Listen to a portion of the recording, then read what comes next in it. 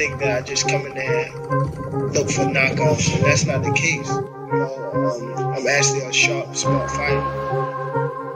So, well, I'm here. Who wants to fight me? I really don't care who's in front of me. I don't feel like no fighter beat me.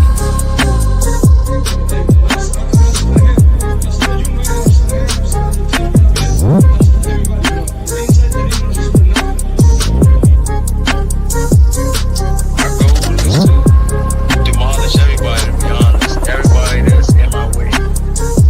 The pinnacle to any weight division is to have all the belts, all of the titles.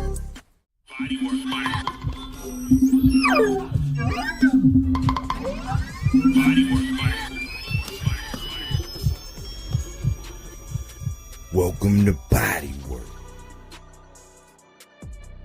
Welcome back. It's Michael Rogers. Welcome to Bodywork Boxing. It feels so good to be back.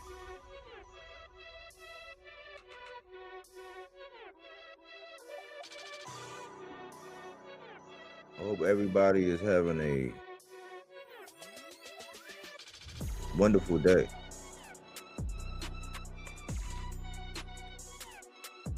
Y'all know when you do certain topics, they always mess with you. They said my mic was disconnected right before I came out here. Yeah, I know I'm a perfectionist of some sorts. So, salute the Cookie Monster. Bodywork, salute Cookie Monster. I appreciate you.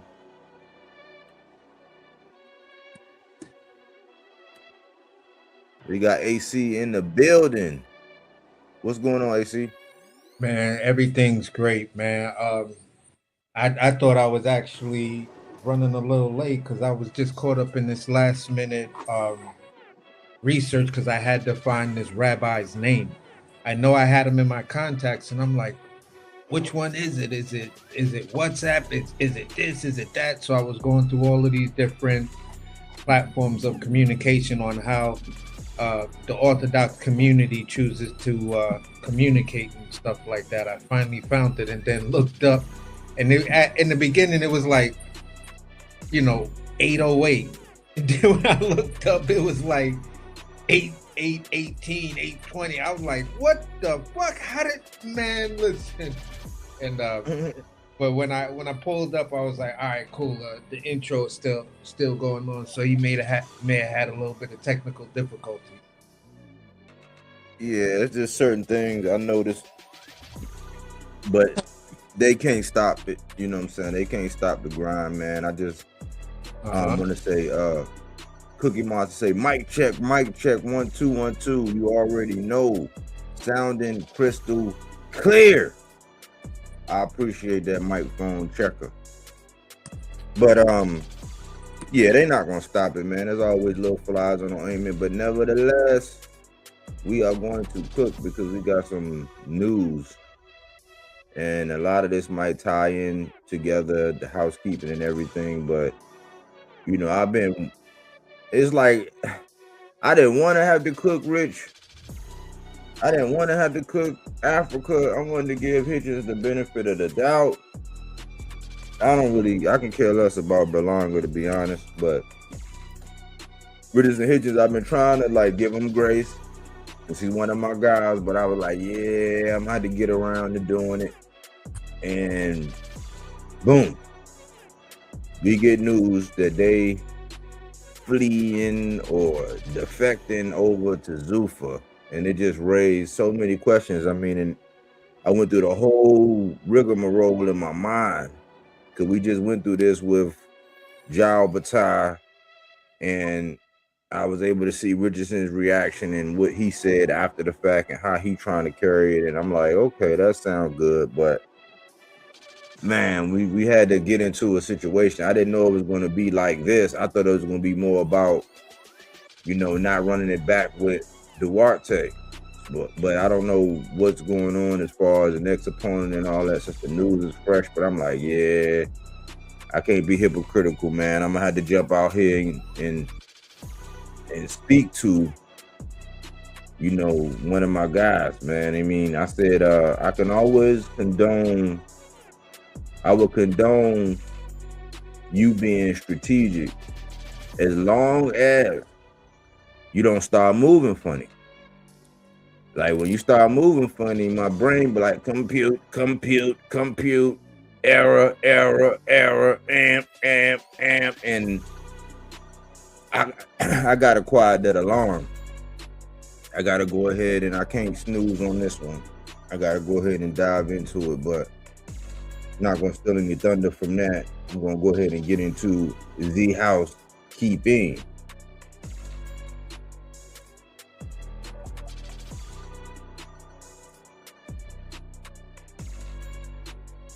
The Xander versus Boots press conference reaction.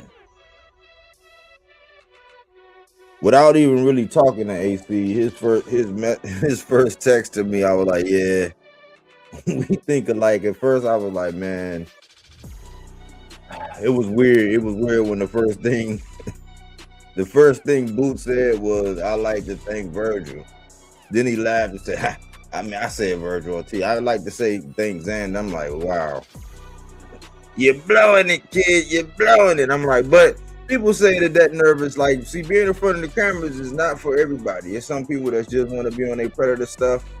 And people will try to say, oh, you're being too harsh. But then they'll read Abdullah in his body language. His body language was giving nervous energy and all this and all that. I'm like, I don't know. I just think, I think Xander, he was firm. He was, he had to remind Booster, hey, listen, I don't know what they saying, in your community, on your block and all that, but I'm the champ. And I got to do what's good for my family, and you got to do what's good for your family. He was like, yeah, because Boots was doing the same thing that Richardson Hitchins was doing. I guess they trying to do it because Tank was doing it.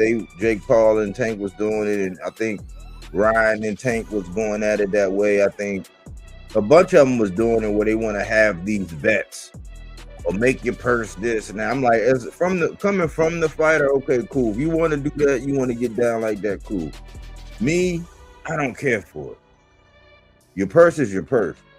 It's like, man, if everything is all good and all gravy and you're going to get that, whatever, like taking time out while promoting yourself to interject a bet to fatten the pot even more. It's like, man, all of that's over and done. You signed the dotted line. It's a done data. What are we talking about? What are we chatting about? And I liked how firm Xander was. And they didn't give away their strategy. But Xander was just like, listen, you're going to be chasing ghosts all night. I'm like, wow, okay. So he's alluding to the fact that he's going to move. I heard Bozy was rowdy. They all amped up. It's high energy, and I can't say it kind of lived up. It was like, it is excitement behind this fight. This is big implications. This is some legacy shit. Because in all actuality, this is the green print. It's Puerto Rican and black, and the way it's like the perfect storm. I thought at one point in time, I thought that when Shakur was getting ready to fight De Los Santos, I thought that was a perfect storm. Because you got to think about it. That was for a belt. That was Devin's vacant belt. That was going to be the litmus test. And you see what happened in that fight. It broke a record after Regis Zorilla for least punches. That one, came in and beat that one. So I was looking at this fight, and I'm just like, you got the Puerto Rican, community.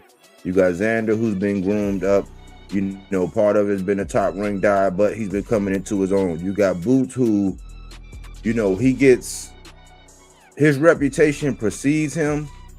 I'm starting to hear that the winner of this is in pound for pound conversations. I'm like, I'm not sure, like, I don't know what your definition of pound for pound. So it is a little stigma because of the hyperbole, but then I gotta tell myself, those are just fans being fans. Now the zombies, yeah, we gotta kick the nest. We gotta eradicate them. But as far as the way I'm looking at this fight, I'm excited for this fight. I don't like the politics. I mean, I don't want to get into all of that stuff about this. Like, listen, Xander has 2 straps. If Boots is able to unstrap that man from 2 straps at this point,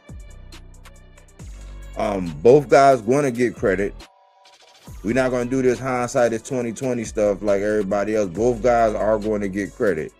The only way we would actually be able to say something if somebody came out and did something uncharacteristic, like all of a sudden, all that lateral movement, all those pivots, all that footwork that Xander got, if he just came out there and just ran and just, you know, just kept running head first into a jab all night, and he don't make no effort to try, like he don't try to go out on the shield, or he don't make it a fight, if something like that happened, yeah, we're gonna have to have a barbecue. But both people, you know, you want to minimize what Xander is doing, and this is all like basically they did it already. They done shattered all of Xander. They said who was he for, and then I heard that like they was doubling down, Boots on their side, they was doubling down on the fact that it ain't never really been a 50-50 fight. He was like, yeah, y'all was saying Stan Giannis was 50-50 and all that. I'm like, yeah, that's what people was reasoning at the time, but it's almost like reverse. You kind of tell on yourself when you say, okay, when people ask that question about who has he fought, and they try to lump you into the same category as some of the greats, like Bud being the exception, not the rule. I think Bud is the exception, not the rule. Normally your resume do dictate like how great you are. It does. Bud could be the exception to where, yeah, you know, he fought people past their prime, or, you know, he timed them and all that. You can do that. And we can all do that. But he's the exception, not the rule. Where typically, yes, people want to know who you fought. Think about it. Tank has been in 4 divisions. 3-weight world champ. He done moved up and moved back down, and he's beat people that went on to become champions. More than everybody else. He fought more champions than all them people. He always had those disadvantages. They still say he hasn't fought anybody. So I'm like, you put the same people that say Tank haven't fought anybody, and then put people in the room with the Boots only fans who be saying, why y'all always say who has he fought? It's like, well, you might start a riot. Somebody might get trampled up in there because it's going to get violent, because it don't make no sense. The bottom line is, yeah, if you want to say Boots ain't never fought nobody, he's never been in a fight that was 50-50 or whatever, okay.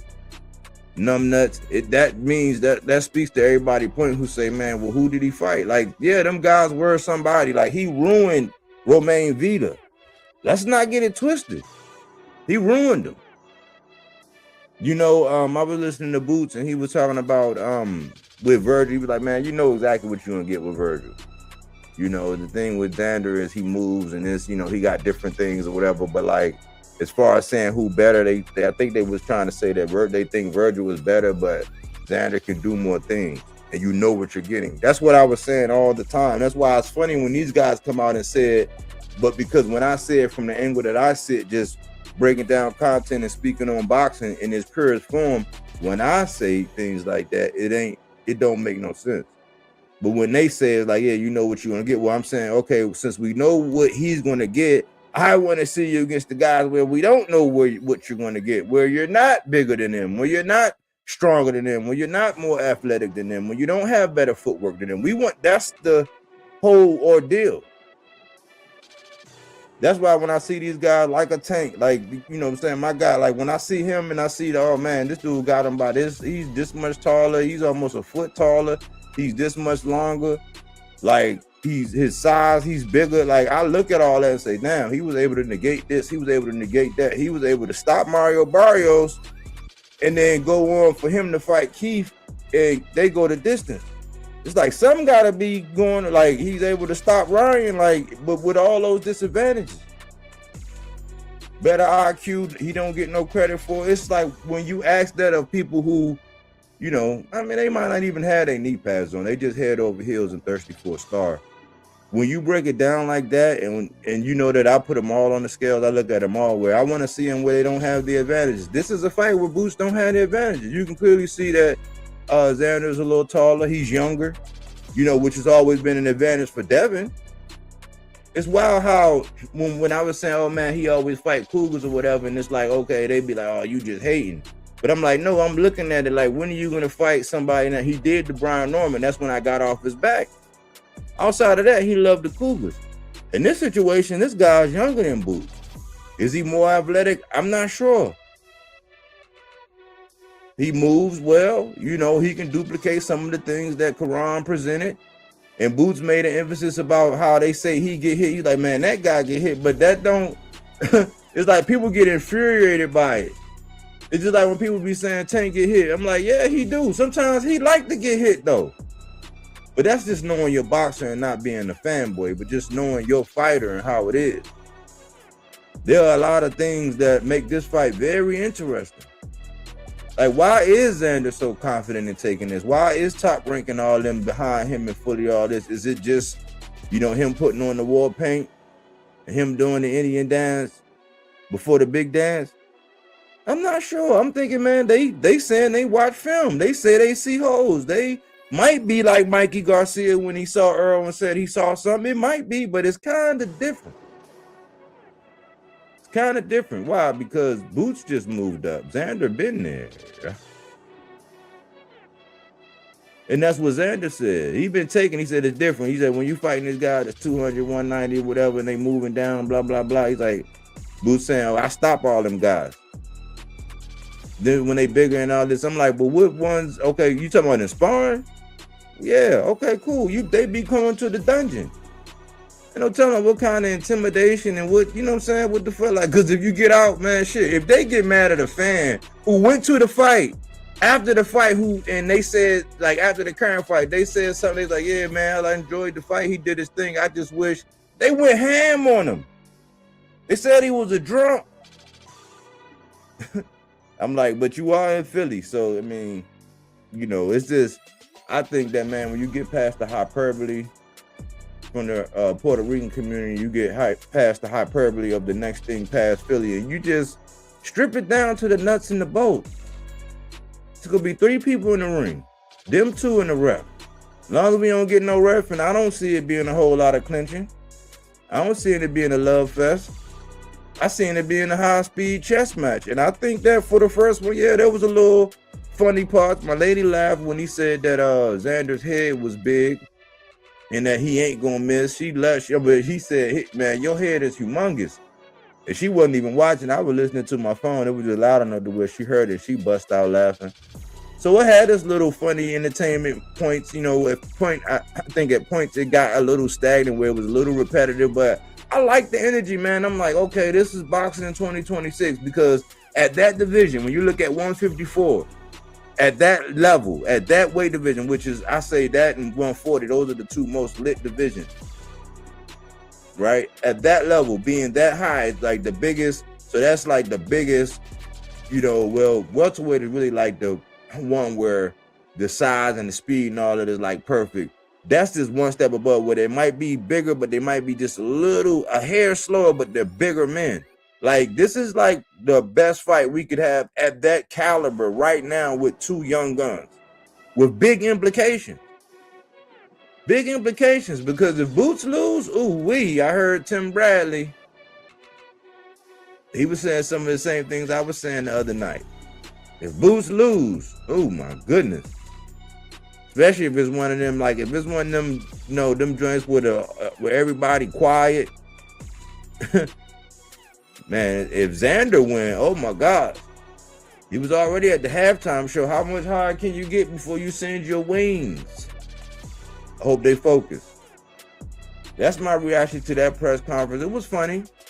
You know, it had its moments. It was entertainment. I like the maturity of Xander. I like how Boots was being more outspoken. And it takes time to get your catch lines, your punch lines, and all that kind of stuff down. You know, take a little time. But if this is the big stage right now, then we're going to see who's going to tap dance and who's going to really, like, stand on their boots. So, I'm excited about it. I hope that everybody talk about this and keep the conversations on the up and up, on the positive, on the technical, on the breakdown, not just the whole bunch of y'all always hating. Yeah, like that's why I'm like, man, you don't got nothing to say. Y'all always hating. The first time you see that, I mean, it's just a turn off. I hope the energy is, on the up and up when it comes down to this fight and people start talking about it. That's the approach that I'm going to take. And it ain't no need to go back and forth with nobody if you make a pick of whoever you pick in this one. It's like you make your pick, stand on it, give your reasoning, draw a line in the sand, leave it there, and then eat crow or come back and say what you saw the next day and just keep it moving to the next fight. That's the kind of energy we're going to keep with it, but I was a little excited about it. It did give me a little more, like I got more of a warm and fuzzy for this fight because I was checking his temperature. No diddy. And they did not want to stop looking. Like they real, like, cause that's a real thing. Like when you look away, how people be looking at all those little things, like the ceremony of it all, the ones who us hardcores, we really be into all of that shit. Like, yeah, like they did not want to look away. Eddie had to come put his hands in between them and say, look, and then they had to spam out with the camera. That's another time. They had to span out with the camera and they probably told him like, look, y'all, face forward. Nah, neither one of y'all lost the stare off, but I like the energy. I don't know if y'all can tell. Let me get into the next one. Eddie's Freudian slip. And I want to do this, but I'm going to do the abridged version because the other one, I don't feel like going back into the press conference and actually doing it. Like, because I think it's right after they get done all the talking and they have him there. I'll probably go back and do it. Or somebody else, they're going to do it. I know they're going to use it anyway. One of these guys going to use it. So I'll use a different one. But this is going to be the abridged version.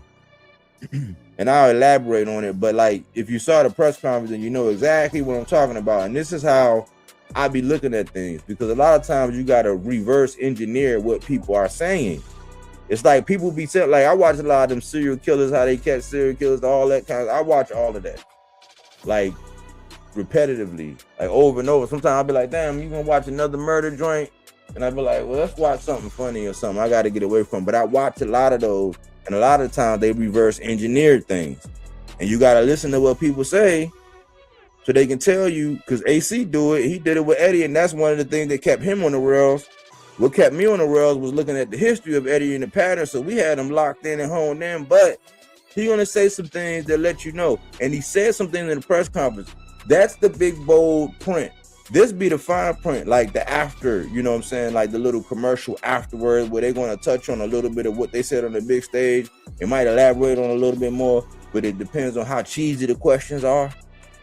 That's where we're at. So this is going to be a little snippet of what he was saying, right? And then I'm going to elaborate on what he said in the press conference to let y'all know where I'm coming from with this. So let me do this.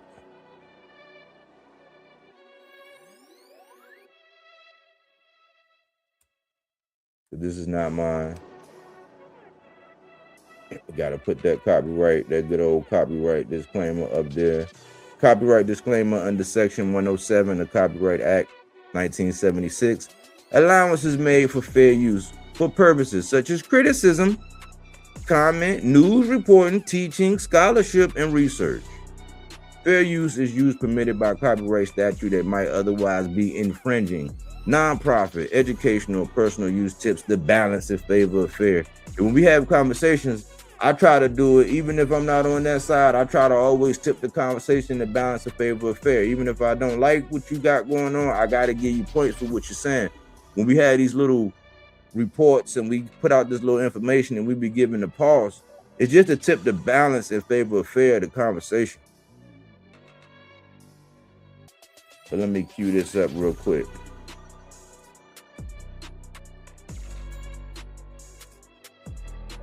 Let me cue this up real quick.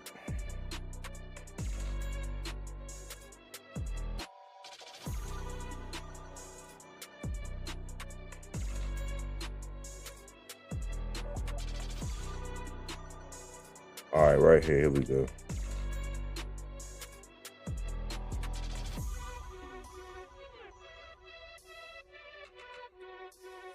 Here we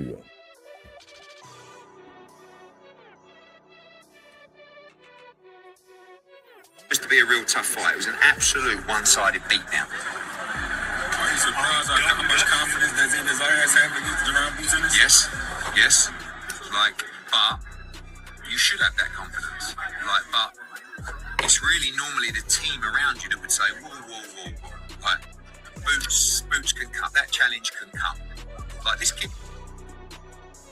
Normally it's the team around you that'll say, whoa, whoa, whoa, whoa, whoa. That challenge can come. This guy Boots. Now he's speaking about Xander, but think about the philosophy and then look at what's been happening with a lot of his fighters and how after post momentum and why we not seeing certain, like why we never got a Boots and a Conor Ben, like these other guys that they want, like it's almost like they got him in bubble wrap. He's a superstar, right? He's just unified the division. He's just done the big Super Bowl, Bad Bunny. Like his momentum is fantastic. He's a good-looking kid. He speaks well. He's a great fighter. Like that's why I'm still a little bit baffled, and that's why I respect him. He's baffled at why they would be doing this. We said it the same way, but it's different when it's coming from the fans. You know, it's different. He daring to be great. Now he is like, I mean, you could say he daring to be great. It's a very dangerous fight, but this is high risk, high reward. This is when you got to do it. When it's high risk, high reward, you got to do it. You're doing what you love. It's for legacy. It's whatever. You got a chance to, you know what I'm saying, put your flag in the ground, make even more history. You trailblazing the path. You got to do it. But he's baffled that Xander would do this. Him so much because we as fight fans should respect him so much. Puerto Rico should respect him so much because we all moan, don't we? Oh, you know, and everyone's like, how are you going to get Boots a big fight? How are you going to get Boots a big fight? And I'm sitting there after the Ortiz stuff going, who? They said who? He said who? Like, don't we expect these bosses to go in with a plan A, a plan B, a plan C, a plan D? They put all them eggs in that basket. Now, it worked out because we're having this conversation now. But remember, I'm reverse engineering so that you can understand the philosophy. That's why when Eddie says certain things, I be listening. I'm like, oh, okay. You got to look at, okay, so this is why we can say that fight didn't happen. Why? Because you got to recall, it was a time when they turned down that virtual fight. When it was for a turkey bag. People want to forget that and omit that.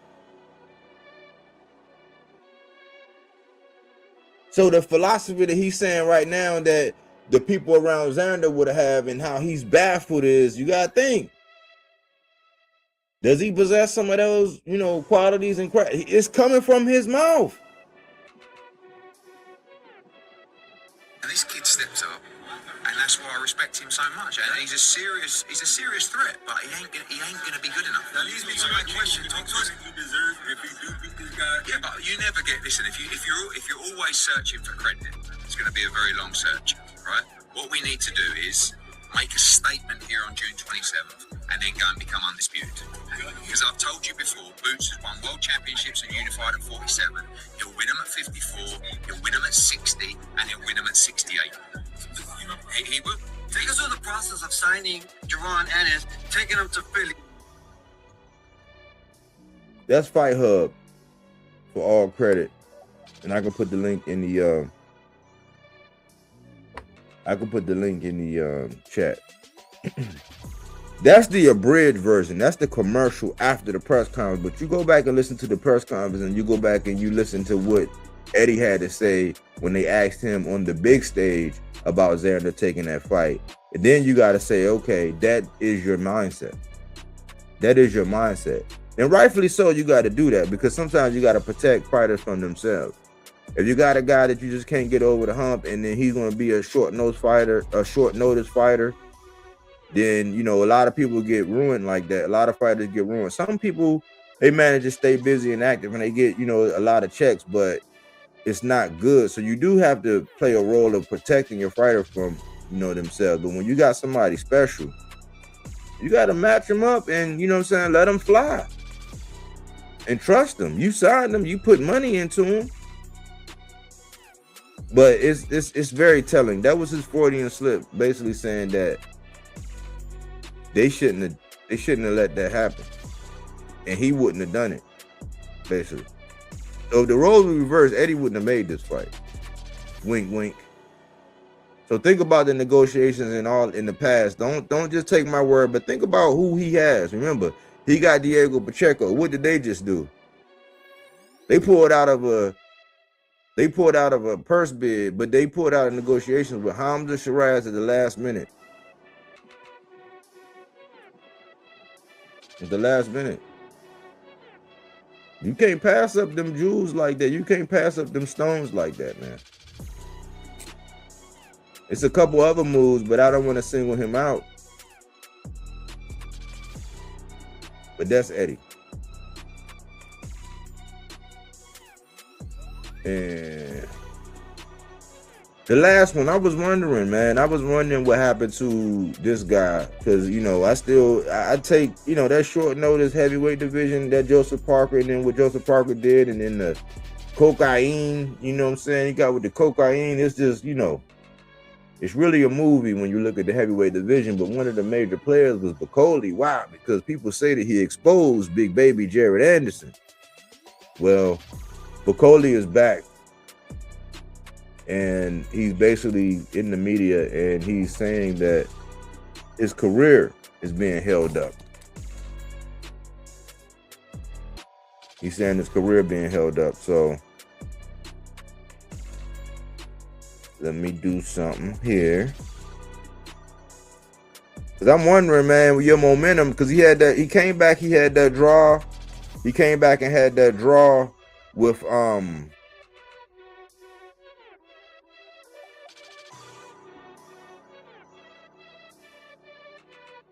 on, I'm trying to get this back. Trying to get y'all set up. Okay. All right, so Healing Honey, salute. Melazar, salute.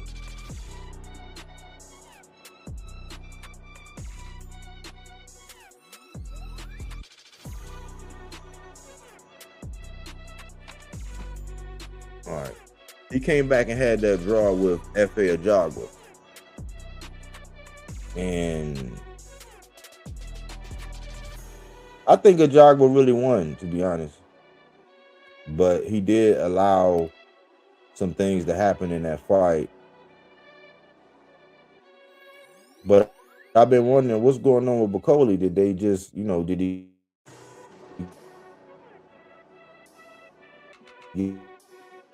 get banished from, like, what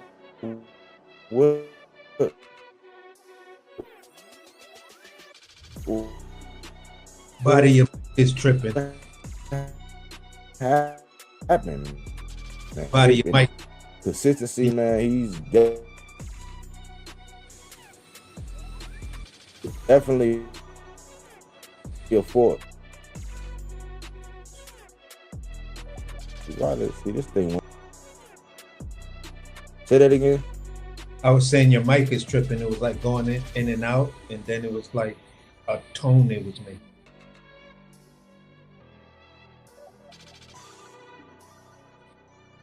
Oh wow. Okay. Now you good right now. All right. Can you hear me now, AC? Yeah, you good right now. Okay. That's why I said, man, certain things we need to, you know. Yeah, okay. All right. So I'm telling you, certain subjects, they do this, man. They do this.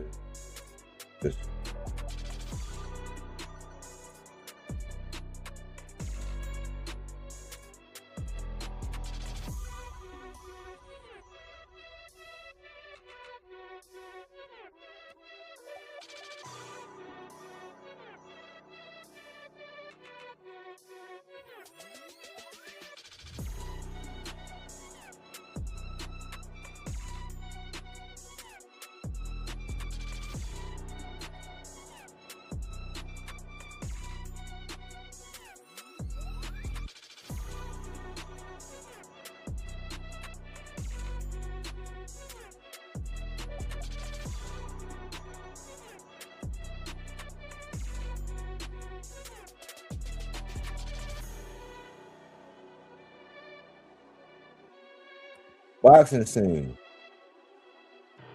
Martin Bacoli accuses You were talking just a minute ago as you're scrolling down. Shalom of trying April the 8th is a promotional free agent, and that boxers Ben is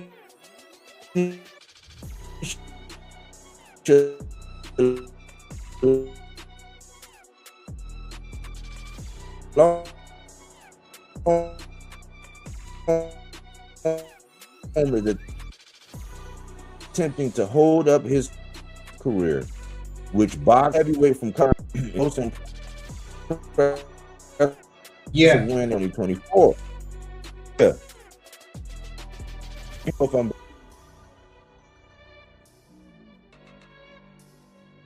So was I still breaking up, or was I clear? Nah, you were breaking up real bad, and the most of the section nobody heard it while you were scrolling down.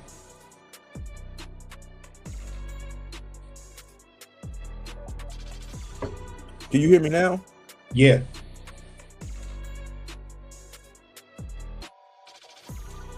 All right, tell me if it started doing. It started again. Yeah. It just started again.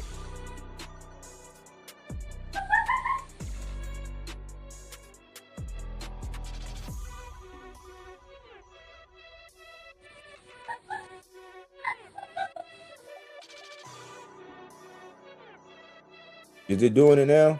Can you hear me? Yeah, you clear now. Can you hear me, AC? Yeah, I can hear you. All right. Foley accuses Ben Shalom of trying to ruin my career.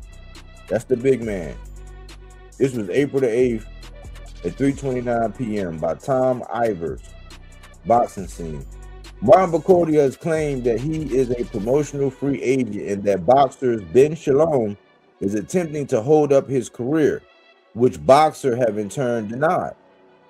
Bacoli, the heavyweight from Congo who resides in Scotland, signed a long-term promotional agreement with Boxer in February 2023. That was 3 years ago. He proceeded to record his most impressive win and performance against the highly touted Jared Anderson in August 2024. He then took on Joseph Parker 4 months later at a late notice following Daniel Dubois' withdrawal. Bacoli traveled from Congo to Riyadh, Saudi Arabia in bad shape and was knocked out by Parker inside 2 rounds.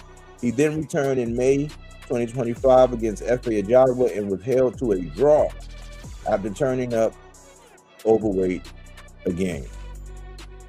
He thereafter retained a low profile until Italy's Guido Vianelli claimed that he had turned down a bout with him.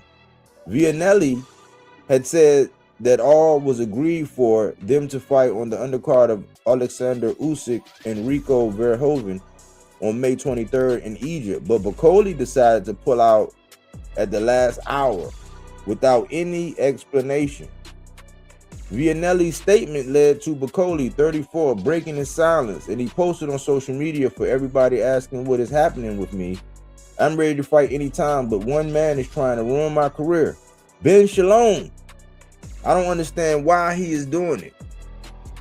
He has been earning money from me for years and years and has kept me tied up in my contract. My lawyer has confirmed that my contract with him is finished. I tried to move on and he sends crazy emails to everyone, blocking me from fighting and earning a living. He is trying to scare me, saying he will sue everyone if I fight and don't pay him. I fight to provide for my family, not for Ben Shalom. He is not my promoter. I am ready to fight, but I will not pay that man another cent. Bacoli's words then brought a response from the promotional organization, who claimed that the heavyweight's inactivity owes to Bacoli being in poor condition. Boxer would like to respond to recent public comments made by Martin Bacoli, read a statement. Martin Bacoli remains under contract with Boxer. Throughout our promotional agreement, we have enjoyed a good relationship, delivering major fights and securing career high purses for him. We continue to work to secure the best possible opportunities for Martin, including a number of high-profile fights over the past 12 months, which he has either been unavailable for or declined. It is therefore disappointing to see these claims made publicly, and as a result of a third-party interference intended to cause damage. Boxer remains fully committed to getting Martin back in the ring when he is next available to compete at the highest level. And that's it. So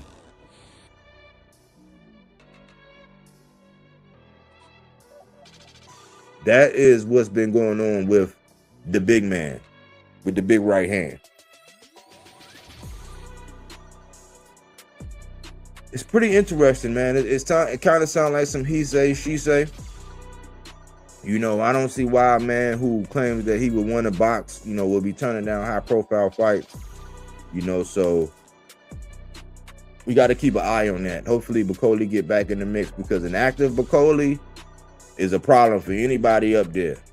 I don't care what nobody says. He's gonna be a problem. Like, in shape, you let that man get a full camp and he's in shape and all of that, you know.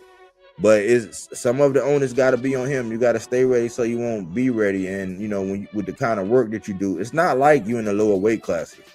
You just got to stay. You know, you got to stay conditioned and stay. You know what I'm saying, working out. Like stay in physical shape and stay conditioned, no matter what, for your personal health. You know what I'm saying? You should do that. But that's the latest and greatest. Salute, Honeybee. But what you got about the housekeeping? Bruh, we'll start with we'll move backwards to a certain degree, because dealing with Bakole, the other two kind of fall right in line with each other. So looking at the Bakole situation, him being African, I don't know who his manager is or who he's really talking about like that, but the issue for me comes down to what's going on with him. In my opinion, sounds like they're trying to extort him, and if I can't extort you, I'm going to do my best to get you blackballed. I don't know if they're their team, you know, or whoever those people are that are trying to do that to Bakole, if that's what's really going on, based on his comments and things like that. But at the end of the day, for me, it's like, I think Bakole has done enough in the American market and the global market that if he's doing the right thing by putting it out there, telling his truth, you know what I'm saying, from his perspective, and he'll get the sympathy from the boxing community, period. It's just going to be global, because people remember you were the guy that took the Joseph Parker fight basically in a week and a half notice, and it was looking like you were going to stop Joseph Parker until Joseph Parker stopped you. You will forever go down in history to a certain degree with the brutal knockout that you did to America's top heavyweight prospect at the time, you know, which Jared Anderson is coming back as well. I just saw a good interview with him on Cigar Talk and stuff like that. So big shout outs to Jared. Hope you come back. And he wants the Bakole rematch. So with that being said, I would like Bakole to get his things in order. You know what I'm saying? And figure out, I would love one of these teams to come out and try to snatch him up. What may make most sense is if he did the same thing that Jared did and just went over there to Frank Warren, because Frank Warren's got all the heavyweights. So if Frank Warren was actually representing him prior to that, then I think that's the person he would be on the phone with, because Frank has a way in this business boxing stuff that a lot of people sleep on. Frank is something special. We look at Eddie, but the man behind the scenes that don't want his face to be shown like that, that's really making the power moves and putting all of these things that we're happy about, is Frank Warren. So I give Frank all the respect in the world, because he's a person that says, you know what, if I can help to make the biggest fights where we're truly looking at the best fight and the best, I don't give a fuck. I don't really have an interest in it per se, but I'll help facilitate that fight, because it may have ramifications for me, for somebody I pick up or wants to sign to me or whatever. So I love the business mind of Frank Warren, and I hope that's the direction Bacoli goes into, because he doesn't need none of this bullshit. You're on the clock. I don't know if Bacoli has all the time in the world and stuff like that, but a Bacoli that's comfortable, a Bacoli that's getting, full training camps and stuff like that, I'm with you on that one. He's a problem. He's a problem. Faster than Joe Joyce, carries the same power of, in my opinion, as Big George Foreman. Has that way of fighting like George Foreman. I'm just walking through and I'm just throwing Thor's hammer at you with the right and the left. Boom, bink.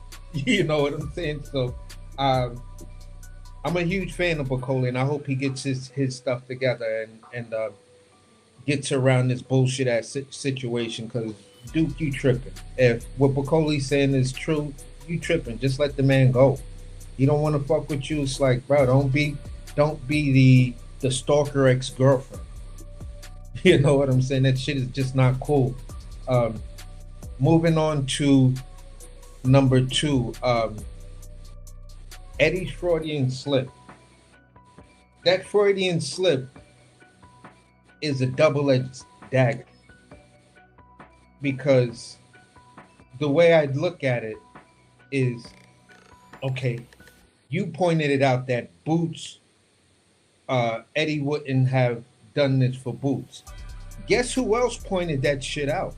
Xander kept on telling Boots to his face, if the situation was different, you would have never took this fight. And I was like, oh shit, he really said that to this man? And he said it more than once. He said it more than once, and he basically was telling Eddie the same thing, bro. You know you wouldn't make this fight if the situation was reversed. Boots is my age, holding on to 2 belts. You would not make that fight. If you would just not make that fight. And here's the crazy part of it, to where that's the double edge right there. And now you're putting in the type of tip that goes in easily, but when you try to, remove the knife, for some reason, it hooks up. So when you try to pull it out, no diddy, you're just ripping guts and more skin, more scar tissue. I mean, more tissue, and you're just doing all kind of bodily damage. And that is the fact that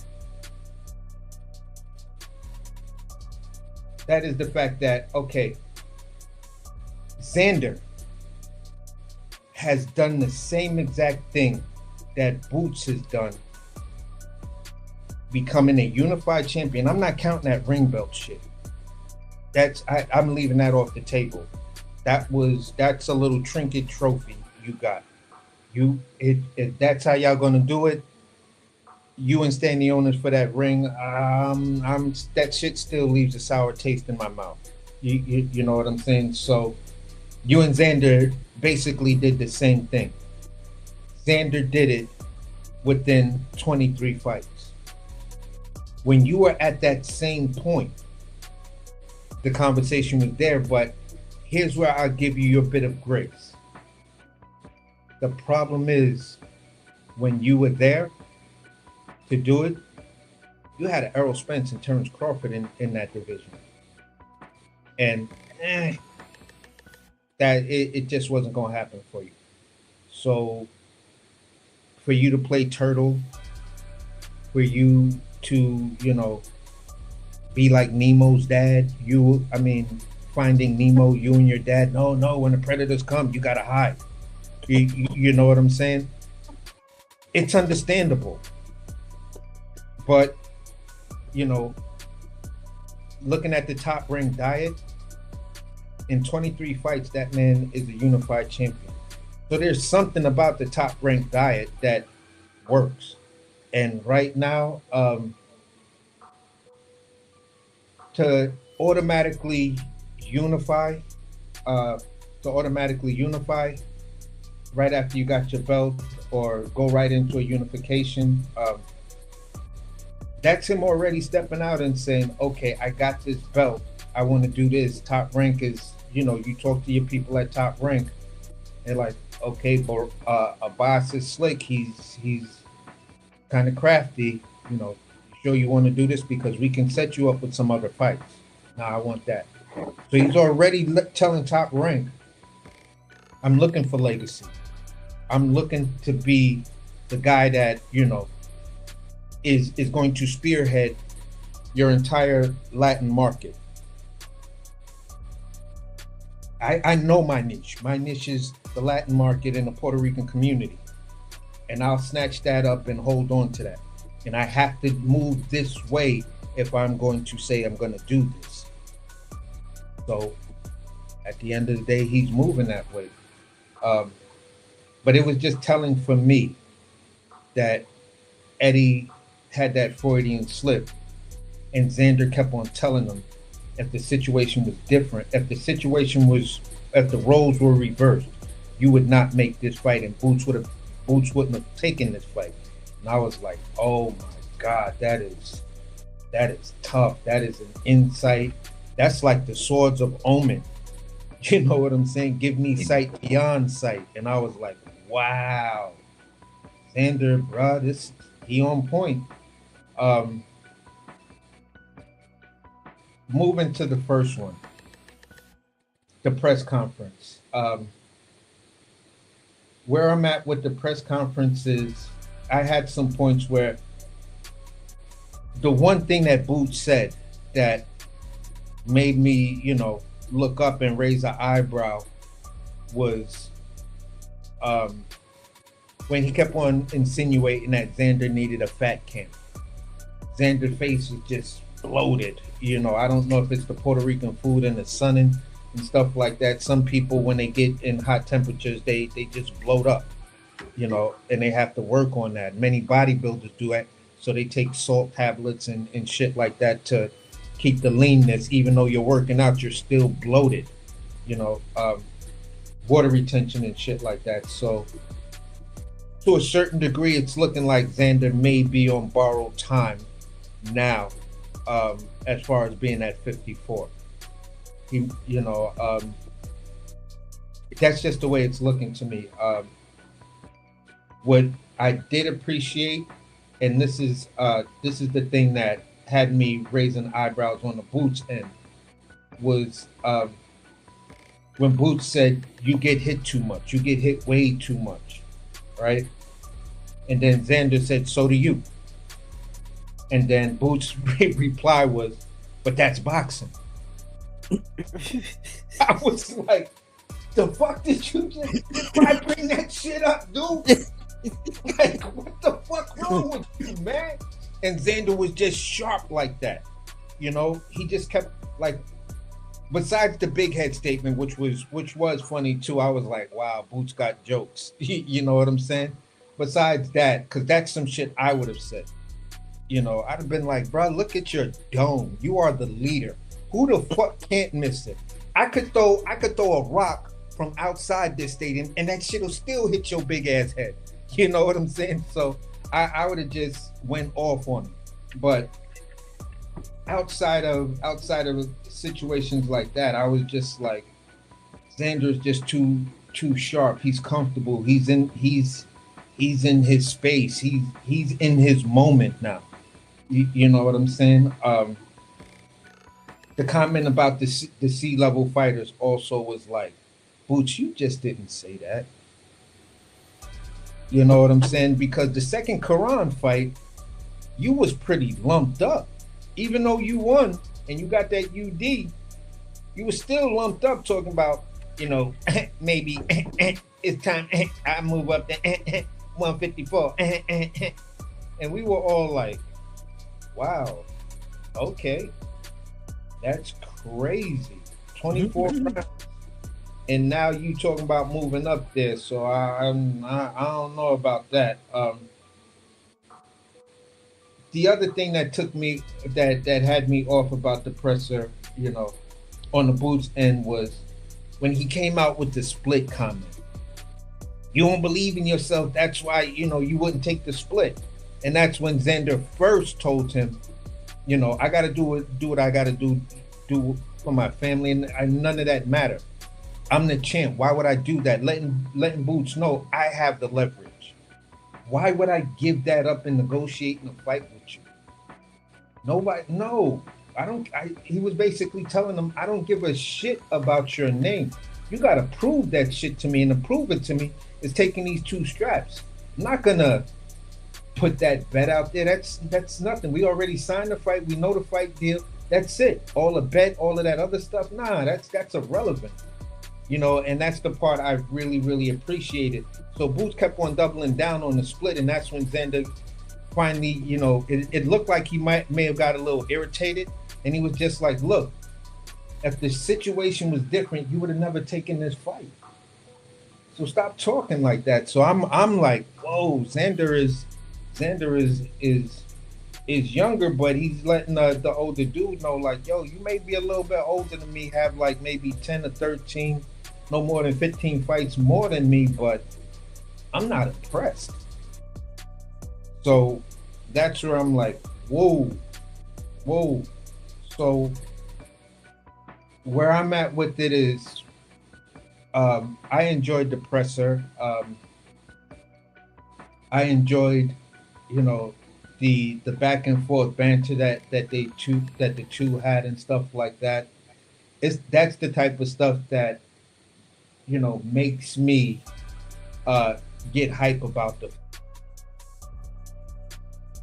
be a good one. This one right here, this gonna be something to watch. It's gonna have those moments where I'm gonna be clapping my hand and kind of giggling, like, these dudes is scrapping. They in a chess match, they scrapping.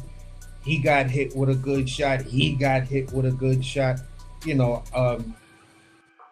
Regardless of how sloppy the fight looked, this fight gives me that 8th round vibes of Wilder versus Chisora, where everything just broke loose in the 8th round, and that's what this fight gives me those type of vibes. Like, there are going to be these moments in this fight where there's no one is going to be sitting down. Other than that, it'll just be on the weird shit where either Boots is a runaway train in this fight, Xander's a runaway train in this fight, and those are the only 2 ways I see the fight, like, people just sitting down. If it's the fight that I think it's going to be, you're going to have these moments where nobody's going to be sitting down, and that's the part that I'm kind of looking forward to. I know Xander's going to get hit with something crazy and clean. Boots is going to be hit with the same thing. For Bozy to come out and make the statement that it's going to be a stoppage, all of that other stuff, that's just tactical shit talking. Uisma Lima is nowhere on the level of Xander's items. And for me, the last time you faced something close to Xander's style, stylistically, you did 24 rounds with the guy. In the second fight, you were pretty lumped up. So it's those areas that give me the 50-50 vibe, looking at both fighters, looking where they are, youth versus, the eye test and the experience. And things like that. So for me, I'm just like, it's 50-50 for me. I have questions about boots that still haven't been answered. There are some things that I would like to see test. I'm a person that completely rocks with the Andre Ward concerns about Jaron Boots Ennis. When you keep yourself in that bubble, and then when you finally get there to meet that guy, what actually happens when shit gets a little tough, when now you need to dig deep and your corner needs laser focus, things like that. This is where all of that stuff is going to come to play. And this is that type of fight that, for me, if both guys show up, it answers hella questions on both sides. Yeah. Yeah, I was surprised. I was surprised about Bozy saying stoppage, but that's what they believe in. You go out there and obliterate him, then yeah, he's gonna be, he's gonna be a star. Especially if it's a war, which I think is gonna be a war. I think it's gonna be a tactical war. I don't think Xander gonna be there to be hit for the first 4 or 5 rounds. So at least that would be my game plan. You ain't gonna really touch. I'm gonna touch you, but you're not gonna touch me for about the first 5 or 6 rounds, and then when you start getting frustrated, I'm gonna sit down on some shit when you least expect it. Or I remember in the Brian Norman, I remember in the build up for the Brian Norman, because we was cooking on that. Like, we was cooking, man. We had some of the best lives, man. That's why Brian Norman got to come back. I just can't do nothing on him if ain't nothing out there, So that's just how I am. But salute to Brian Norman. Right before that fight, I was like, yeah, he probably gonna be moving. I said, but what if he come out there and he stand like right in front of him, like where he, was opportunistic and like that man came out there like them Indians when they be up there snake charming, you know what I'm saying? He was up there looking, you know what I'm saying? Like, I gotta give him credit for that shit, because I ain't see that shit coming, man. We could get something like that. Like, that shit'll be dangerous, because Boots, man, that's target. That's right where you in the kill zone. Like, you gonna obliterate you if you do that. But, man, this is chess. And they gotta exhaust. They gotta recreate certain situations that they saw, because there is film with success on there. Yeah. So it's interesting, because Xander has grown on me. I wasn't always big on him, but like, I like this fight, man. And either way, I'm gonna respect either guy. I think that was Eddie's Freudian slip. You just gotta go back, if people who listening or might hear this on the playback, just go back and look at the press conference and listen to how Eddie was talking, and then look at the history. Like, look at some of the fights we didn't get with the guys that's on Eddie's roster. Familiarize yourself with the guys that are on Eddie's roster, and then you be like, aha, he's right. He wouldn't have been making them fights. Why? Because he didn't make them fights. You just heard him say, and then we're gonna get into the meat and potatoes right after this. We just literally heard him say, after the whole Virgil thing, they were saying, yeah, you're going to get him a big fight. And he was like, I was sitting around like, who? I'm like, if you got to say who and you got Boots, man, it just speaks volumes.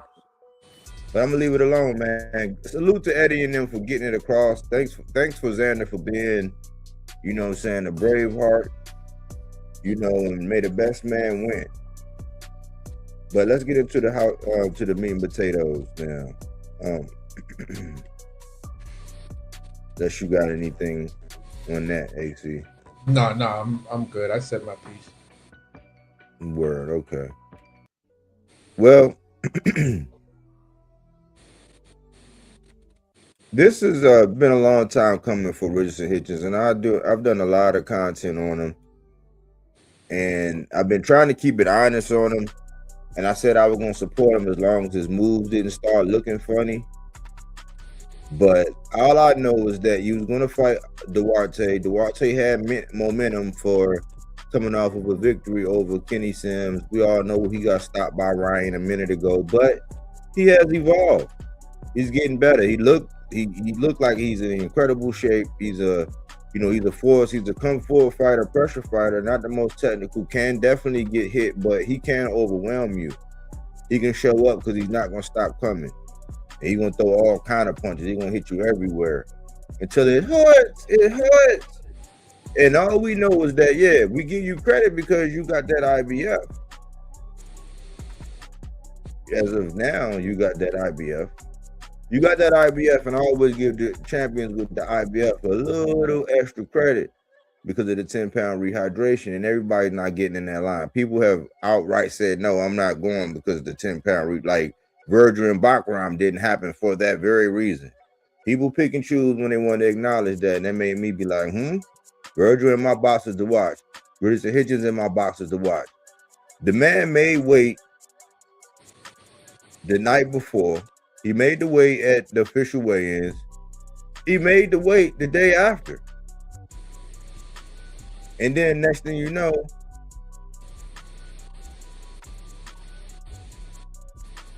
I'm like, have you seen him? Last time we seen him was 4 days ago. I had to do a missing persons report. I was like, where's my guy Hitchins? Now I seen Coach Lenny. He got out there. He faced the music. That's why I say Coach Lenny is a guy you would want in your foxhole, man. You know what I'm saying? Coach Lenny is a good battle buddy, what we call him in the Army, man. Somebody you would want on the squad because he's a stand-up dude. Character all the way around. But remember, he just trained.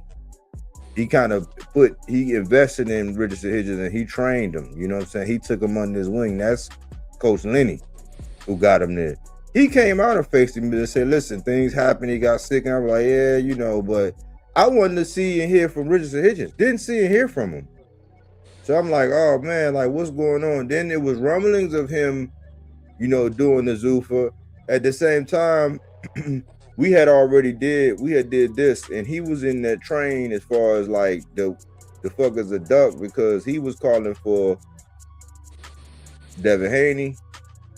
Devin Haney was up at 147. And he had T.O. in the ring. They were supposed to fight at Alcatraz. That all got nixed. I think once he got out there and announced that he was a free agent, that's when his world collided. I said he got blackballed.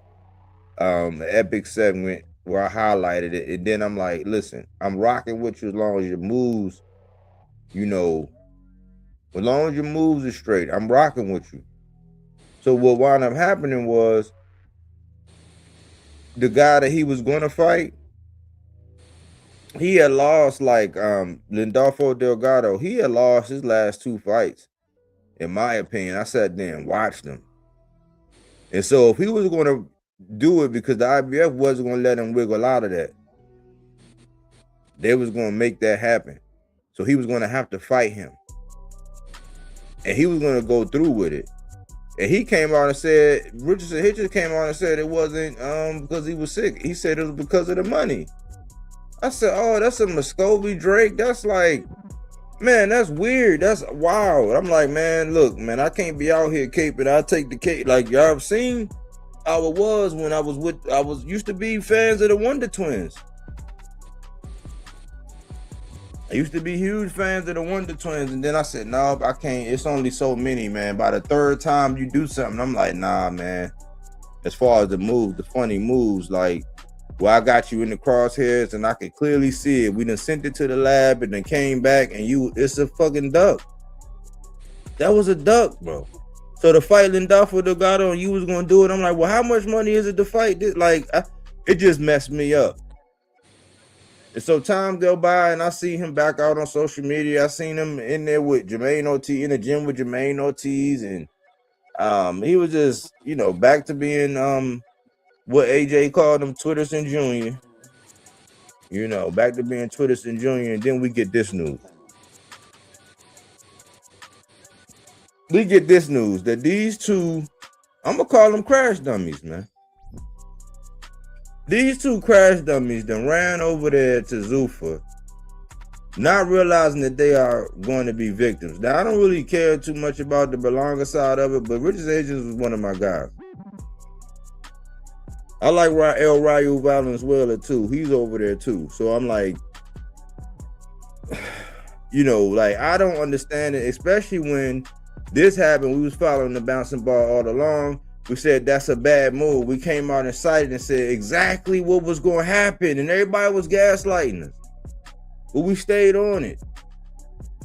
And then I'm like, hold on, how you gonna plug you the champ over there? You're gonna take the number 10 guy, bring them two over there, and then establish it for a belt, and then make the IBF look bad because they said, yeah, you can go over there as long as whatever you're obtaining is going to be observed as a trinket and not some kind of championship, some kind of belt or something like. And then and they sanctioned it. Once they figured out that y'all were going to proceed and it was going to be for a Zuffa championship belt, the sanctioning went away. They pulled it. They come out, try to play the naive role, like, yeah, they were basically taking advantage of and all that. And we already said it was precedence because the IBF had already stripped him before. Hell, the IBF stripped Janabek after he popped hot, and we still waiting on the WBO to make a decision. The IBF is strict. They don't play. They were the ones when Bud got stripped and they was crying, but they wasn't crying when Jamel got stripped. As soon as he got in the ring, boop, we popping it off. IBF don't play. That wasn't breaking news. But he go ahead and do his thing. He showcased, it was a beautiful moment. He had all his people out there. I mean, he was emotional, but yeah, he was still thorough. And, his character and who he is, Ja's a great guy. That was just a bad move. It was just a bad move. It's in this infantile state. We already got the history of them guys trying to come over and fight boxers. Now y'all trying to let these guys who, I don't know what they trying to reinvent the wheel. We all know you supposed to make the wheel better. Not try to reinvent it, but they trying to do it and it's 1 against 4 at the least. We said it was a bad move, but after he did his thing, we was like, now what? You was a move on that chessboard, but it wound up being a trap. And here come these two crash dummies. Richardson Hitchins got the IBF. It's a multi-fight deal, and I applaud him, man. The dude, he from New York. He from the city. I mean, he done got it out the mud. Haitian coming over. He's living the American dream. He survived TMT. Never fought somebody with an upside-down record. Pure boxer. All of that. He said it's a multi-million-dollar deal. And I'm like, congratulations. Like, I know, like, for real. At the bottom line, like, you got to get your money, little duffel bag boy. Yes. I'm happy and proud. I'm like, okay, cool. It's unfortunate you felt like you had to do it like that. It's unfortunate you felt like you had to do it like that. I don't like the move because it looked like you ducked Duarte. You could have made a statement and then did whatever you need to do. But if you made weight and then you come back on, we can't condone that. We can't condone that. You can't ghost us, and then you can't ghost us, man, and then come on and be like, yeah, it wasn't that. And then it made Coach Lenny look bad because he was like, you were sick and stuff. He covering down, so we ain't gonna hold him. That's what he's supposed to do. He's supposed to take the hits. He's supposed to guard. You know what I'm saying? You know what I'm saying? But at the same time, that shows your character. And I was defending all of the Twitterson type, Twitterson-esque type things that Richardson was doing. But I'm like, hey, he popping this stuff just like everybody else. And I'm going to give him a little more because he really wasn't part of the network. He thought he was. He thought he was part of the friends and family plan, but he's a play cousin.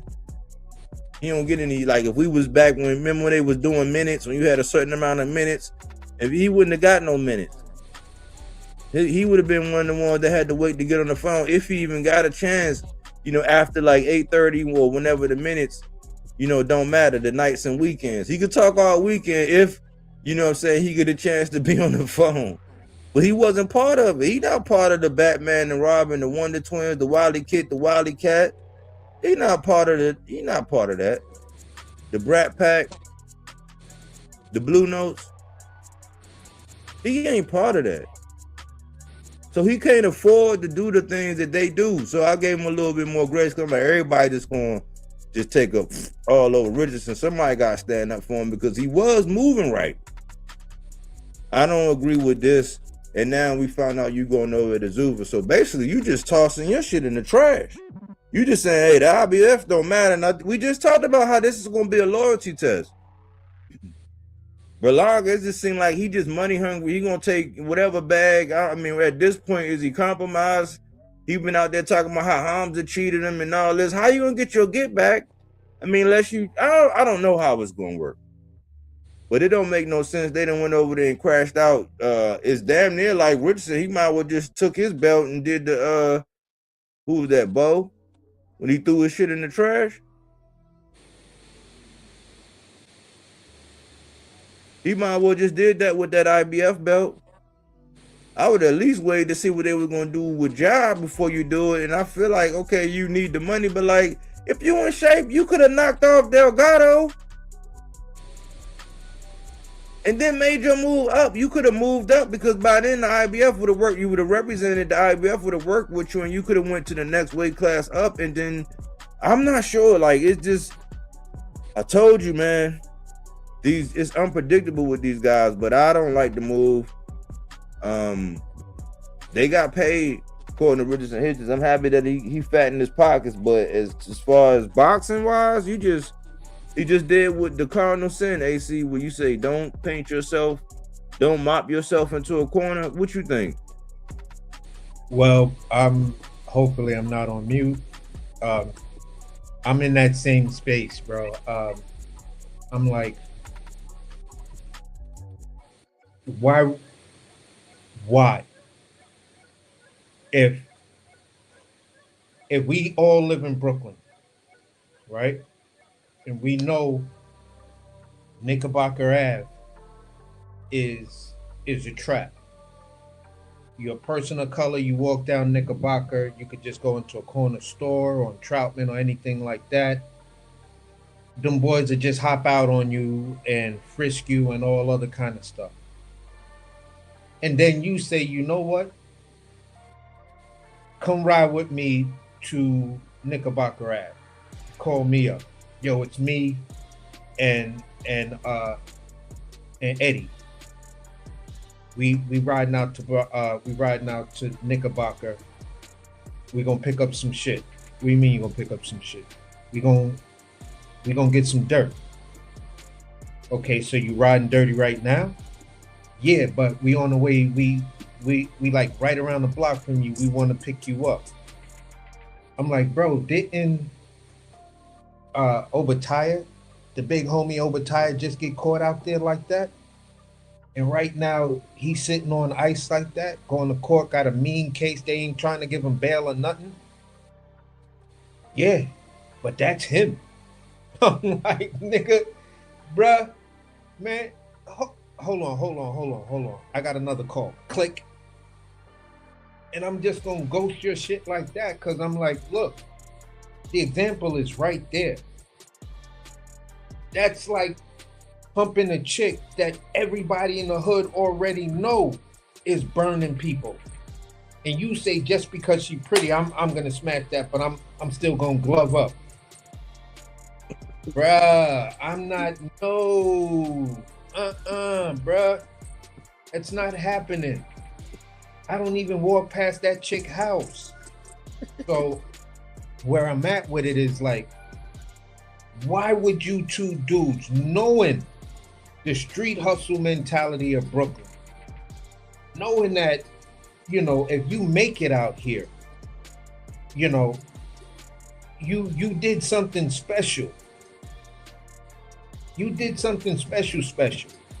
Tyson made it out of here. Jay made it out of here. Big made it out of here, but unfortunately his life was cut short. AZ, you know what I'm saying? Shoo.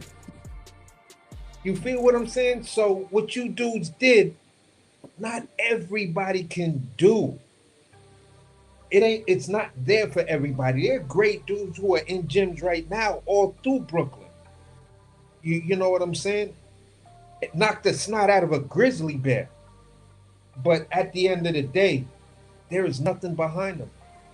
They may be too caught up in trying to find that balance between the street, the glamour, and everything else. This is why most New York rappers make it but don't make it. Most New York boxers, as of late, make it but don't make it. That Judah made it because he had a foundation, a big, strong family foundation behind him as well. So you dudes need to follow those guys. And if you follow those guys, granted, there was never a Zuffa out back then, but they did what they did through the sanctioning bodies. Through fighting good fights, great fights, good names, great names, then getting up to that elite level, win, lose, or draw, everybody still respected them.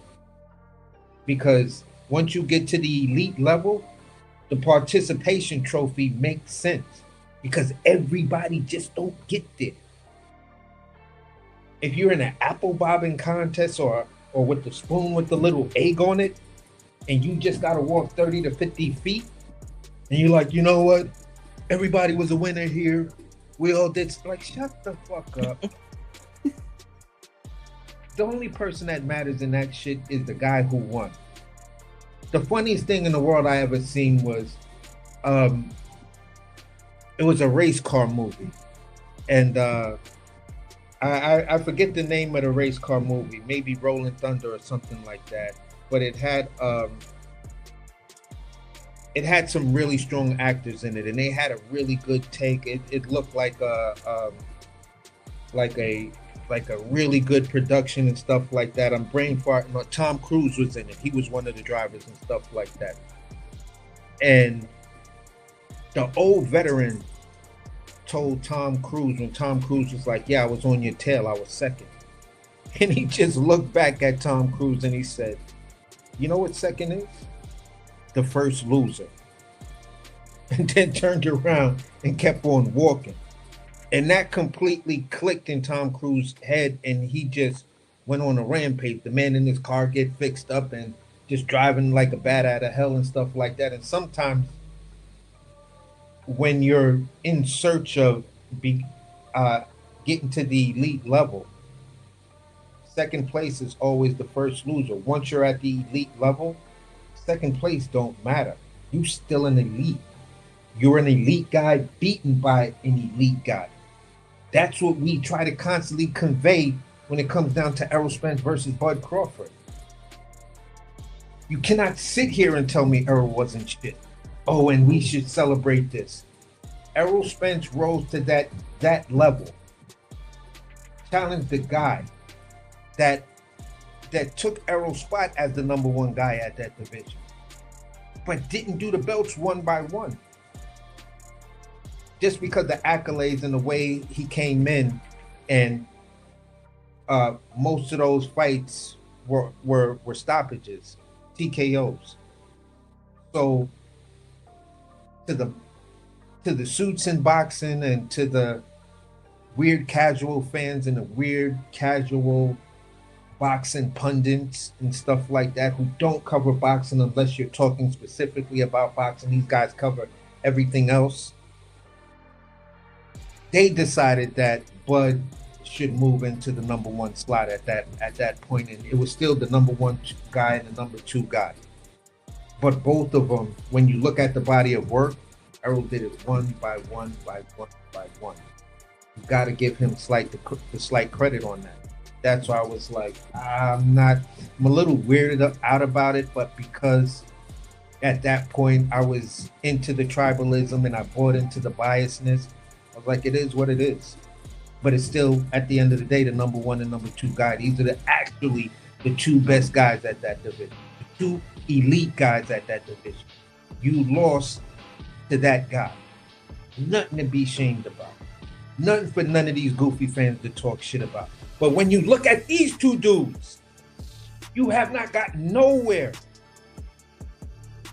Hitchins, you were just in the position to where everyone was like, yes, okay, you're fighting Duarte, blah blah blah. We know you got shitted with the Tio fight.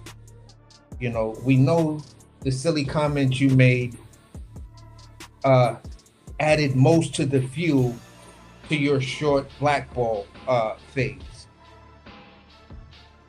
Then you said you still haven't signed with him and stuff like that. You got this fight, then you have to fight the mandatory because for some reason the Duarte fight just couldn't be pushed back. And now you maneuver out of that mandatory fight. If that's the case, I don't know, because there's no trinkets on the line. You still are carrying that thing. So if you're just using Zuffa as a promotion and a network or whatever where you can maximize your bag, hey, that might be a new angle to that Brooklyn hustle. But the way it's looking right now, it's looking really, really sketchy, bro. And we all sitting around here saying, for the love of God, the love of Brooklyn, and I'm an atheist, and I'm asking, for the love of God, why the fuck would you do that? Talking about when it was first offered to you, you said, I don't know about all that Zuffa stuff because of what they just did to Obadiah. So he was the IBF, you're the IBF. The minute they tell you you're gonna fight for a Zuffa belt, you're gonna have to make that decision. So if they tell you, you know, within your first fight, now that you signed this contract, yeah, we're gonna have you fight this opponent for our championship belt. That's where all hell is gonna break loose. That's where you cut off your path. You're gonna be in the same limbo room. You, Berlanga, and well, Berlanga not so much, but you and Obadiah are gonna get on that same train to nowhere, to Paulsville. First stop, I don't know where the fuck I am or why I did this dumb shit. So that's the path you're on right now. Does it make sense? No, it doesn't. There's something in between there. I don't know if you're going to come out and make a statement. Dana White's going to come out and make a statement. I don't know what it is. I don't know what it is. I don't know what your angle is. Hopefully, maybe you're trying to show loyalty to the Turk.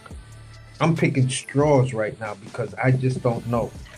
I'm a chef, so I actually made some pasta earlier. Took a small little bowl, knowing that we're cooking on this. And right now, I'm just tossing that wet pasta up against my wall. I'm gonna have to clean the shit up because I live in the city and I don't want roaches. But at the end of the day, that's what you got me doing right now, bro. It's not a good look. Not a good look. You know what I'm saying? So, yeah. Berlanga, since it was talked about, you are a likely candidate to wind up over at Zuffa because it's not really going to matter to you.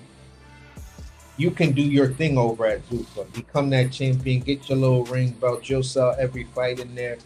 You're a Zuffa champion. Do I think you would have ever been a sanctioned body champion? Looking at the landscape of 168 and looking at the future of 168, even if you did get a belt, I don't know if you could have kept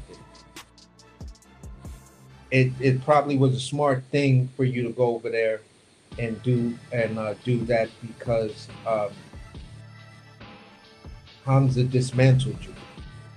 You had your short little moment, but that ass whipping you got from Hamza, it was embarrassing. All the shit you talked, all that New York and blah, blah, acting like the gun and all, bro, that shit was goofy.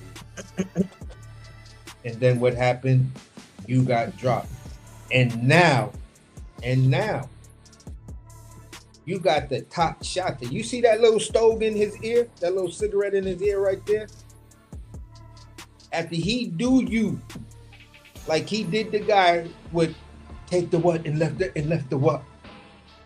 And he's sitting there cutting his head off with no shirt on, just breathing all crazy and his eyes looking the same way. And he got the bloody hands, put the little stove in his mouth, lighted it. It's like a good, oh yeah. You're gonna see the Berlanga, and you're gonna see your head, his head, and Obatiah's head on a stick, or in a little duffel bag that he gonna bury somewhere or some shit like that. Like, bro, you dudes is crazy, and you two should know better. Berlanga, I can kind of give him a pass, but you Hitchins, that shit just like, I don't know your angle. I don't know your angle. Because I don't know the angle right now, I'm not gonna say the things that were initially part of my knee-jerk reaction once I read the article. I was still reading the article like, nah, this is a joke, right? This ain't really ESPN reporting on this. This is a joke. So I'm gonna try to see what your Brooklyn angle is gonna be, and if there isn't none, the next time your name comes up in the conversation, I don't think you would like a lot of what I have to say. I don't think the Haitian community of Brooklyn likes the move you made. You know, so you just did some weird shit, and that's where I landed with him. And yeah, that's some real crash dummy shit. For real.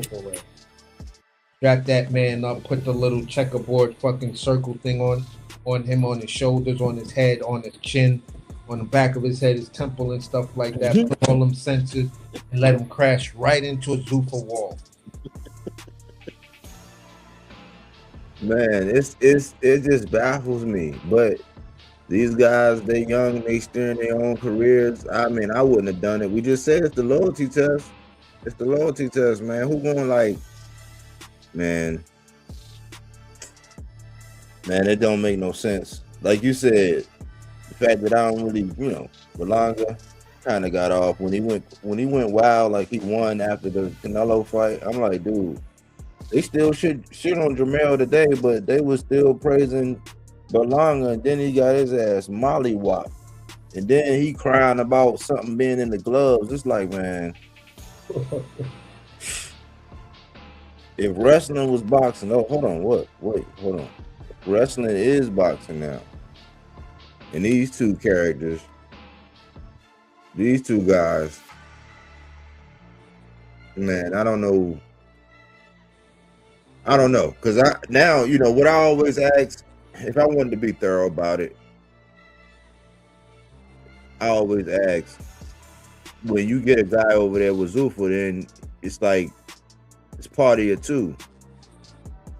So if you go land them, you can't land them without a plan. And if you don't know the plan, and they might be holding it close to the vest.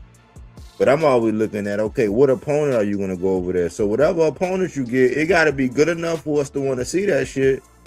But then he's going to be, testing out the loyalty plan too, because he's going to be leaving. Because if it's somebody sanctioned, because now y'all got it. Edgar got some expectations, you know what I'm saying? Like anybody can't get in there with him. The dude with the muffin top got in there with him, and that didn't end well. But I'm guessing it ain't gotta be elite in Berlanga case. But people want to see him because he got power. He gonna knock somebody out if he matched right. He grew up on the top rank diet. Richardson is a little different. He didn't grow up on the top ring diet. He had to get everything out the mud. Nothing was given. He landed with TMT. He got put on the shelf like Jalil Hackett and a bunch of other people. But he survived. Eddie saw him, pulled him out, dusted him off. He may not have got all of the fights that he wanted, but like he came out, shot his pinky toe off by announcing free agency, but that wasn't within his right. They used it against him. He didn't get the T.O. fight. They gave that to Shakur. Shakur gave his other guy, the fight, and Keyshawn didn't even fight that man. He priced himself out. Muscovy, Drake, picky terms. pigtail. And then you got Black Duck. That's straight fear. In my opinion, what these guys did was they relegated themselves on a chase for a B-list boxing stardom. Like, cause what can it be? Like, they not Zuffa right now. Zuffa is not fucking with Pro Box. We already heard what Blair said. He said, man, like, nah, that's like gladiator school. Like, nah, like on 300 when they sitting up there getting it in because they know they're gonna have to do a real war, what they're gonna be capable of. They gotta go in on each other. They had already established that we had all these questions. I know I had all these questions for Pro Box. I sat down and realized what they got, and I said that they were the IV that the sport of boxing needed, that we didn't know, but boxing was dehydrated. They nourished boxing. That's gladiator school. Zuffa not fucking with them. Zuffa worked with the sanctioning bodies. So now you're just gonna be plucking off obscure people out of the sanctioning bodies to go, come on, man, to build your kingdom. It's a house of cards. And management and all that, I know he getting millions. Richardson said he getting millions. Salute to him for that. You doing what you got to do. So there's certain things, it's going to be people that say, oh man, look at him. He never made millions. No, I never made millions. Hundreds of thousands, yeah, I never made millions. I can't speak from that perspective. I've damn near made companies millions, for sure. Yeah. But I'm working on mine now, so I understand opportunity and all that because shit, you know, they might have gave him an offer he couldn't refuse. It's just we keep it right down the middle. You know what I'm saying? We keep everything plumb around this motherfucker. So we looking at the bouncing ball along, and we keeping the same energy where we trying to preserve it in the sanctioning bodies, man. Like we done grown. Now we can work with them. They can do some things. There's some things that they need to change. But at the same time, I don't see how this ends well for you, Richardson. I understand you done got the bag and all that, but I don't know what this is going to do for you, bro. You was already a hard sell, and you were just right there where people wanted to see you lose because you had perfected talking that shit. But you walk the walk, though. Even with the making the weight thing, it's just, okay, so did you know, for me, I'm like, my man just ducked Duarte. And I'm like, I don't even know why you ducked Duarte. You one of them, I can't, if I say one of them ones, then like that'll be a little overstatement. But you know what I'm saying? If you on my boxes to watch and I rock with you and I've done all these episodes, you nice with that shit. So I don't understand. To me, it's like, I can't even get that one illustration. It's like, I don't know, man. You just B-side. Like you B-list. Like you trying to get B-list boxing stardom. And I'm like, do you look at, like, do you play chess? Do you look at like 4 or 5 moves out possibly? Not just 1 or 2. But like 4 or 5 moves out, I'm not sure unless you go over there and just become like an animal and you just get outside. I don't know. I don't see how it's gonna work out. And you just threw that belt in the trash, damn near. I mean, we gotta wait. The next checkpoint is gonna be to see what the IBF do and how fast they move. Because they were trying to say that this had already came out. Somebody was saying this was already out. Eddie had already spilled the beans on this. It's just like they say Eddie knew about Conor Ben going over there to Zuffa and then gonna be all outraged on the camera. I'm like, so this should be scripted. So I'm just waiting to see from the IBF and see how they react to this. But it's not a good move, Richardson, man. I'm disappointed, man. And that belt gonna go to somebody now. That's at 140. So it's time to look at the rankings and, you know, wait for the IBF to render whatever judgment and decision. But I know they got a plan. They probably went right to work because people are there working and getting paid to get all these things coordinated. And now it's going to be a shift because that belt is about to be vacant. So big implications. So that's just, I hated to do it to Richardson, man, but I don't know what the hell. Y'all got paid, but we just got to sit back and see. Right now, I just had to say, man, you ducked Duarte, just like Devin just ducked Rolly. There's a whole lot of motherfucking ducking going on out here. And people that's really about that action, man, they ain't really getting that much pub. But I had to come out and put a stake in the ground for this. You know what I'm saying? We finally done seen, we finally seen her. We got proof of life. And he just ran off to, you know, he went down to the red light district, man. He went, you know, he wanted to live on the wild side for a little while, you know. I mean, you know, hopefully when he come back, we don't have to quarantine his ass. But that's it, AC, man. That's all I really got, man. I ain't gonna go in on him that much, but I had to do this, man. I had to say, man, these goddamn crash dummies like Zuffa, man, they got the gift of gab, boy. Yeah. If you see Zuffa on the side of a vehicle, man, pulling up beside you when you walking down the street, run! Exactly. A big white van that got Zuffa on the side of it. Run! If his lips are moving, do not listen. You know what I'm saying? Don't even look. Don't try to read lips. He's got the gift of gab, boy. They know how to trick some people up out of some shit, boy. Damn, boy. They got some game. Yeah, yeah. And I'm pretty much gonna land my plane at the statement I said earlier, because to be honest, I would have, I don't know, to me it'd have probably been better for him to just say, you know what, I'm gonna do this thing, I'm gonna drop this belt, then now I'm gonna move up to 47. You know what I'm saying? Listen, IBF, that's, you know, I'll see y'all at 47 off of unification, where I ain't gotta worry about it. You know what I'm saying? Or just sit down and have a conversation with him. You know what I'm saying? Okay, I'm here. Nobody's really trying to make a fight with the guy up there. I did my best, you know, with this division. Could you support me if I went up there to 47 to see the IBF champion and Lewis Crocker? I don't care. I'll go wherever he is to get that belt. But, you know, could you support me? And sometimes I think this is the part that some of these people are missing, the mere fact that if your team puts the right proposal together, what's the worst that the sanctioning body can say? No. And then you just do it how you want to do it.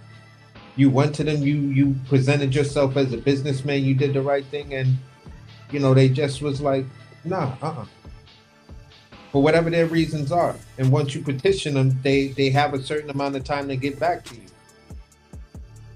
So it's just kind of crazy. And you got to give props to Zuffa. They come through with the you know, with the Escape from New York caddy with the chandeliers on the hood. Dude get out with the fish bowl, you know, fish tank shoes on, you know, playing Hustler, you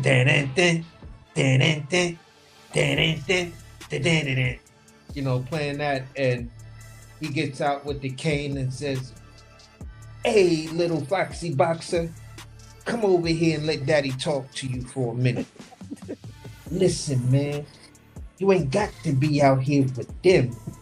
Where I'm at, nothing but top dollar clients. Trust me."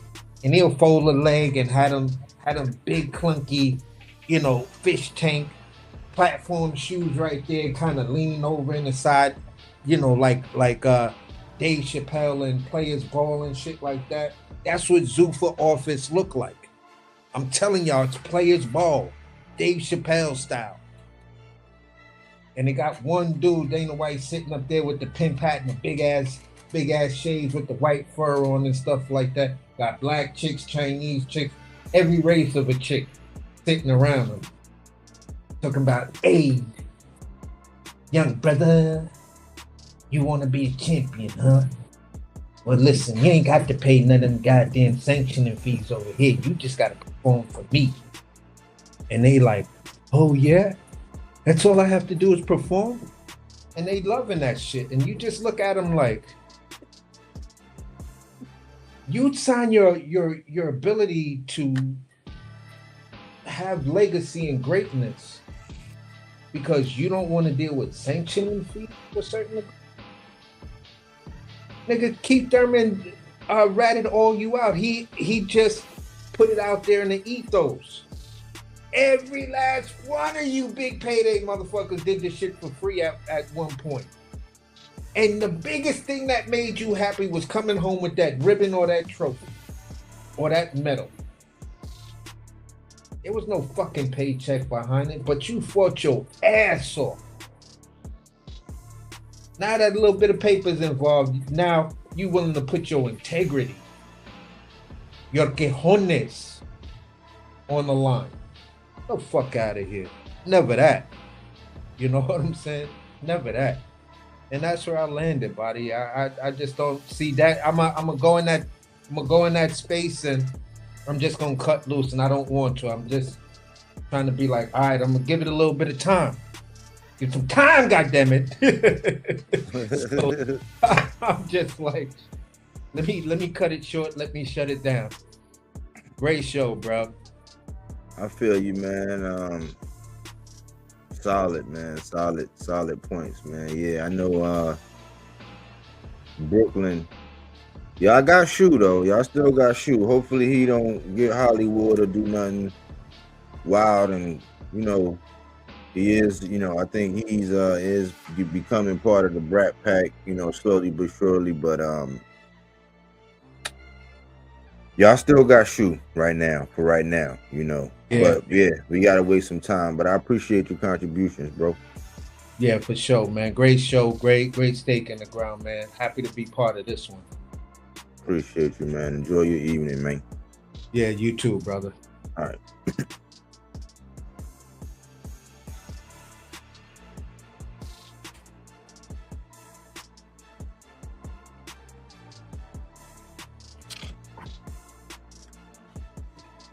We got another one.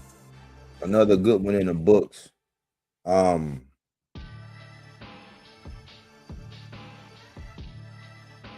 Just when you think you got this stuff figured out, man. Boxing is really like a box of chocolates. It's wild, man. But we getting some fights. Man. I'm excited about the boot. We gotta be excited about what we're getting. We're getting Boots and Xander. They're doing what they're supposed to be doing, right? We're getting O'Shaquie Foster and Ray Ford. They're doing what they're supposed to be doing. Then we got to see all the fights surrounding them and the undercards and all of that. I mean, those are two. We got some people coming back. 154 is lit. I'm looking at the IBF. I know Tito Mercado. He's a little deep down in there. Emiliano Vargas. Just to name a few for that IBF. But more than likely, it's going to be Lindolfo Delgado fighting somebody for it. You got Oscar Duarte. So it'll probably be Lindolfo Delgado and Oscar Duarte if they do it right. You got Keyshawn at number 4. They got T.O. still listed there, but it's rumors that him and Ryan going to get it on. And Adam Azim is on there. There's a couple guys on there, but I don't understand that move, Rich. You know what I'm saying? I thought you were supposed to be making it happen so we could see you hit some chins on some meaningful shit. Not just crashing out. That's a crash dummy move, man. But it was all right for Berlanga. I understand for him, but you a champion, man. You're an IBF champion. And you cleared yourself by making weight, man. You could have just did the contract and just say, look, man, I owe, like, on integrity. Like, you could have, and I understand, get the bag, but, like, I don't know, man. Like, immediate gratification, maybe they gave you generational wealth. I'm not sure. I know they said that number that Conor Ben got, and I don't really care, but I just don't understand the move. But I play chess and I'll be trying to think. Might Might not be able to hang with my father-in-law on it, you know, because he's like a chess master, but I'll be thinking about 5 moves ahead, you know, and I'm not seeing how this is going to go good for you, you know. Berlanga, you know, he gonna just be getting slutted out, man. He going for that bag. He don't care. You know, he get dropped, he lose. He, you know, parade around like he won. He get knocked out. He say the other guy cheated. He just gonna say whatever he need and just mean mug. And if you ain't supposed to be in there, he will knock you out. But like, it's okay for him. He's not a champion. Then you ghosted us. You ghosted your fans, the guys who be out here, you know what I'm saying, like supporting and giving back and putting people on to you and letting them know the facts. Like, you never fought a guy with an upside down record. Like, you never came in and shrunk down and weighed, and like just giving you props for everything that you're doing the right way. But this is good for you and your pockets, right here, bank. But as far as career wise, I don't know, man. We just gotta wait and see. But we had to address it. There was a couple things I had seen and heard to where I was like, yeah, it's time, man. We got to do some things on Richardson, Hitchins, and I'm a little disappointed, man. I'm not gonna lie. Salute to Coach Lenny though. I wish you well, man. You and Ryu.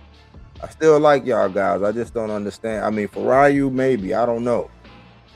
But for Richardson Hitchins being a champ like that with the IBF, following the footsteps of the bad move that Jao Patel did, maybe they know something we don't. I'm not sure. But this is Fruits and Veggies, not that Reggie. That fact-based content, not opinion-based, even though we have ours. We always say silence is consent, meaning that all it takes for evil to prevail is for men and women to remain silent. So we speak to the things that need to be spoken to in the sport. We got to say something, man. We have our fun, but we are versatile. We don't stay on a beaten path. We don't really do too much of the gossip and the drama and all that. We keep it all boxing. You know, you get nutritional value, you get stats, you get things that were never heard of, like facts. You know, and we give our opinions. We say always listen to them guys over there. You know, go where you can have your water cooler talk and kick it with your people that you see you got a relationship with, but then come over here and hear what we got to say about it. Hopefully you was able to put something in your rucksack and march on with it. And we're going to pay attention, man. You know, support the channel. Like the videos. If you catch this on the playback, talk to me. Holler at me. I'll talk back. You know, this channel is monetized. We do try to be creative. We're not copy and paste. We're not going to sit and look at your whole thing and then reproduce what you got going on.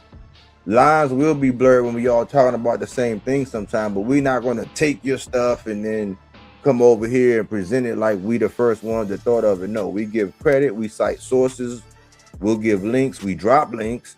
My mute button is broke. We have debates, and we try to stimulate your mind. We ask that you use your critical thinking skills that you use in your everyday life. Bring that on in here. You know what I'm saying? We don't do no politics. You know what I'm saying? We focus on the guys that are moving right, like Oshaki, Brian Norman,